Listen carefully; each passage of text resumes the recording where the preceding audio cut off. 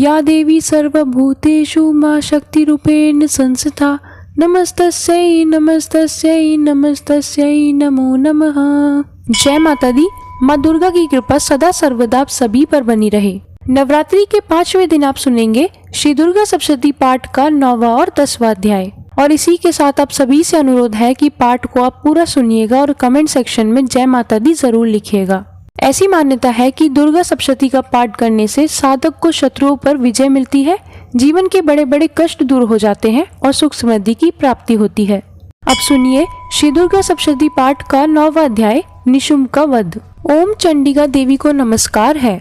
राजा ने कहा, भगवान आपने रक्त बीज के वध से संबंध रखने वाला देवी चरित्र का यह अद्भुत महात्म्य मुझे बतलाया है। अब रक्त बीज के मारे जाने पर अत्यंत क्रोध में भरे हुए शुम्भ और निशुम्भ ने जो कर्म किया उसे मैं सुनना चाहता हूँ। महर्षि कहते हैं, राजन, युद्ध में रक्त बीज तथा अन्य दैत्यों के मारे जाने पर शुम्भ और निशुम्भ के क्रोध की सीमा न रही। अपनी विशाल सेना इस प्रकार मारी जाती देख निशुम्भ अमर्ष में भरकर देवी की ओर दौड़ा। उसके साथ असुरों की प्रधान सेना थी। उसके आगे पीछे तथा पार्श्व भाग में बड़े बड़े असुर थे जो क्रोध से ओठ चबाते हुए देवी को मार डालने के लिए आए। महापराक्रमी शुम्भ भी अपनी सेना के साथ मातृगणों से युद्ध करके क्रोधवश चंडिका को मारने के लिए आ पहुंचा। तब देवी के साथ शुम्भ और निशुम्भ का घोर संग्राम छिड़ गया।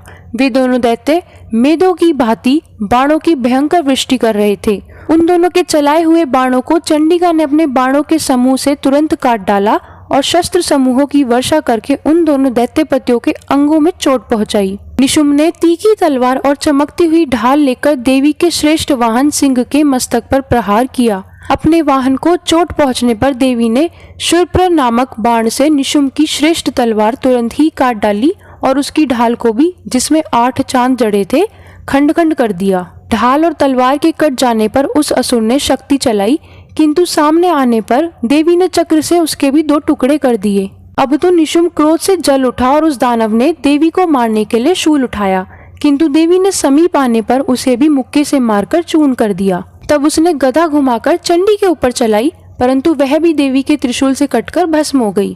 तभी दैत्यराज निशुम्भ को फरसा हाथ में लेकर आते देख देवी ने बाण समूह से घायल कर उसे धरती पर सुला दिया।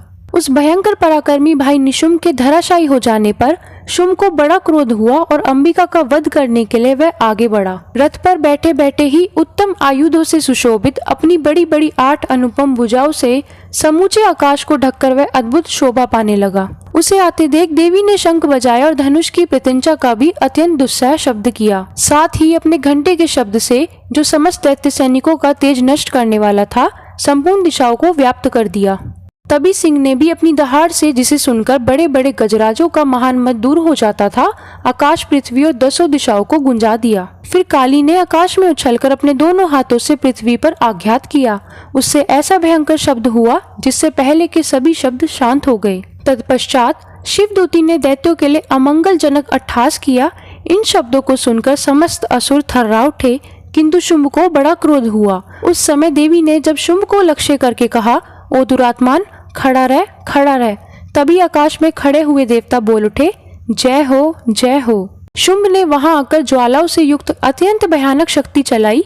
अग्नि में पर्वत के समान आती हुई उस शक्ति को देवी ने बड़े भारी लूके से दूर हटा दिया। उस समय शुम्भ के सिंहनाद से तीनों लोग गूंज उठे। राजन, उसकी प्रतिध्वनि से वज्रपात के समान भयानक शब्द हुआ, जिसने अन्य सब शब्दों को जीत लिया। शुम्भ के चलाए हुए बाणों के देवी ने और देवी के चलाए हुए बाणों के शुम्भ ने अपने भयंकर बाणों द्वारा सैकड़ों और हजारों टुकड़े कर दिए। तब क्रोध में भरी हुई चंडिका ने शुम्भ को शूल से मारा। उसके आघात से मूर्छित हो वह पृथ्वी पर गिर पड़ा।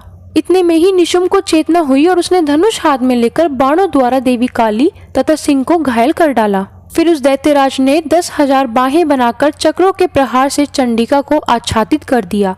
तब दुर्गम पीड़ा का नाश करने वाली भगवती दुर्गा ने कुपित होकर अपने बाणों से उन चक्रों तथा बाणों को काट गिराया। यह देख निशुम्भ दैत्य सेना के साथ चंडिका का वध करने के लिए हाथ में गदा ले बड़े वेग से दौड़ा।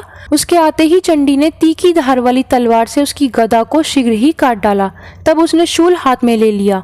देवताओं को पीड़ा देने वाले निशुम्भ को शूल हाथ में लिए आते देख चंडिका ने वेग से चलाए हुए अपने शूल से उसकी छाती छेद डाली। शूल से विदीर्ण हो जाने पर उसकी छाती से एक दूसरा महाबली एवं महापराक्रमी पुरुष खड़ी रह कहता हुआ निकला। उस निकलते हुए पुरुष की बात सुनकर देवी ठठाक कर हंस पड़ी और उन्होंने खड़क से उसका मस्तक काट डाला।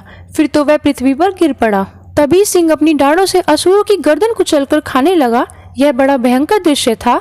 उधर काली तथा शिवदूती ने भी अन्य दैत्यों का भक्षण करना शुरू किया। कुमारी की शक्ति से विदीर्ण होकर कितने ही महादैत्य नष्ट हो गए। ब्रह्माणी के मंत्रपूत जल से निस्तेज होकर कितने ही भाग खड़े हुए। कितने ही दैत्य माहेश्वरी के त्रिशूल से छिन्न भिन्न हो धराशायी हो गए। बाराही के थुथुन के आघात से कितनों को पृथ्वी पर कचूमर निकल गया। वैष्णवी ने भी अपने चक्र से दानवों के टुकड़े टुकड़े कर डाले। इंद्री के हाथ से छूटे हुए वृक्ष से भी कितने ही प्राणों से हाथ धो बैठे। कुछ असुर नष्ट हो गए, कुछ उस महायुद्ध से भाग गए तथा कितने ही काली शिवदूती तथा सिंह के ग्रास बन गए। इस प्रकार श्री मार्कंडेय पुराण में सांवरिक मनवंतर की कथा के अंतर्गत देवी महात्म्य में 9वां अध्याय पूरा हुआ। अब सुनिए 10वां अध्याय शुंभ का वध। महर्षि कहते हैं, राजन, अपने प्राणों के समान प्यारे भाई निशुंभ को मारा गया देख तथा सारी सेना का संहार होता जान शुंभ ने कुपित होकर कहा, दुष्ट दुर्गे, तू बल के अभिमान में आकर झूठ मूठ का घमंड न दिखा। तू बड़ी मानिनी बनी हुई है, किंतु दूसरी स्त्रियों के बल का सहारा लेकर लड़ती है। देवी बोली, ओ दुष्ट, मैं अकेली ही हूँ। इस संसार में मेरे सिवा दूसरी कौन है? देख, ये मेरी ही विभूतियाँ है, अतः मुझ में ही प्रवेश कर रही है। तभी ब्रह्माणी आदि समस्त देवी अंबिका देवी के शरीर में लीन हो गई। उस समय केवल अंबिका देवी ही रह गई। देवी बोली, मैं अपनी ऐश्वर्य शक्ति से अनेक रूपों में यहाँ उपस्थित हुई थी। उन सब रूपों को मैंने समेट लिया। अब मैं अकेली ही युद्ध में खड़ी हूँ। तुम भी स्थिर हो जाओ। महर्षि कहते हैं, तभी देवी और शुंभ दोनों में सब देवताओं तथा दानवों के देखते देखते भयंकर युद्ध छिड़ गया। बाणों की वर्षा तथा तीखे शस्त्रों एवं दारुण अस्त्रों के प्रहार के कारण उन दोनों का युद्ध सब लोगों के लिए बड़ा भयानक प्रतीत हुआ। उस समय अंबिका देवी ने जो सैकड़ों दिव्य अस्त्र छोड़े, उन्हें दैत्यराज शुंभ ने उनके निवारक अस्त्रों द्वारा काट डाला। इसी प्रकार शुंभ ने भी जो दिव्य अस्त्र चलाए, उन्हें परमेश्वरी ने भयंकर हुंकार शब्द के उच्चारण आदि द्वारा खेल खेल में ही नष्ट कर डाला। तब उस समय शुंभ ने सैकड़ों बाणों से देवी को आच्छादित कर दिया। यह देख क्रोध में भरी हुई उन देवी ने भी बाण मारकर उसका धनुष काट डाला। धनुष कट जाने पर फिर दैत्यराज ने शक्ति हाथ में ली, किंतु देवी ने चक्र से उसकी हाथ की शक्ति को भी काट गिराया। तत्पश्चात दैत्यों के स्वामी शुंभ ने 100 चांद वाली चमकती हुई ढाल और तलवार हाथ में ले उस समय देवी पर धावा किया। उसके आते ही चंडिका ने अपने धनुष से छोड़े हुए तीखे बाणों द्वारा उसकी सूर्य किरणों के समान उज्जवल ढाल और तलवार को तुरंत काट डाला। फिर उस दैत्य के घोड़े और सारथी मारे गए। धनुष तो पहले ही कट चुका था। अब उसने अंबिका को मारने के लिए उद्यत हो भयंकर मुदगर हाथ में लिया। उसे आते देख देवी ने अपने तीक्ष्ण बाणों से उसका मुदगर भी काट डाला, जिस पर भी वह असुर मुक्का तानकर बड़े वेग से देवी की ओर झपटा। उस दैत्यराज ने देवी की छाती में मुक्का मारा। तब उन देवी ने भी उसकी छाती में एक चाटा जड़ दिया। देवी का थप्पड़ खाकर शुंभ पृथ्वी पर गिर पड़ा, किंतु दोबारा पर्वत पर उठकर खड़ा हो गया। फिर वह उछला और देवी को ऊपर ले जाकर आकाश में खड़ा हो गया। तब चंडिका आकाश में भी बिना किसी आधार के ही शुंभ के साथ युद्ध करने लगी। उस समय दैत्य और चंडिका आकाश में एक दूसरे से लड़ने लगे। उनका वह युद्ध पहले सिद्ध और मुनियों को विषय में डालने वाला हुआ। फिर अंबिका ने शुंभ के साथ बहुत देर तक युद्ध करने के पश्चात उसे उठाकर घुमाया और पृथ्वी पर पटक दिया। पटके जाने पर पृथ्वी पर आने के बाद वह दुष्ट आत्मा दैत्य पुनः चंडिका का वध करने के लिए उनकी ओर बड़े वेग से दौड़ा। तब समस्त दैत्यों के राजा शुंभ को अपनी ओर आते देख देवी ने त्रिशूल से उसकी छाती छेदकर उसे पृथ्वी पर गिरा दिया। देवी के शूल की धार से घायल होने पर उसके प्राण पखेरु उड़ गए और वह समुद्रों, द्वीपों तथा पर्वत सहित समूची पृथ्वी को कंपाता हुआ भूमि पर गिर पड़ा।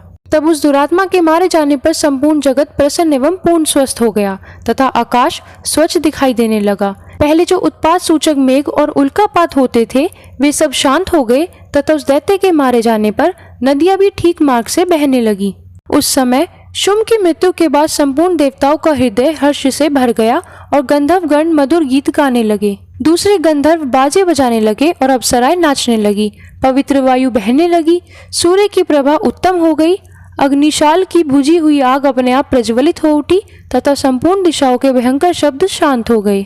इस प्रकार श्री मार्कंडेय पुराण में सांवरिक मनवंतर की कथा के अंतर्गत देवी महात्म्य में 10वां अध्याय पूरा हुआ।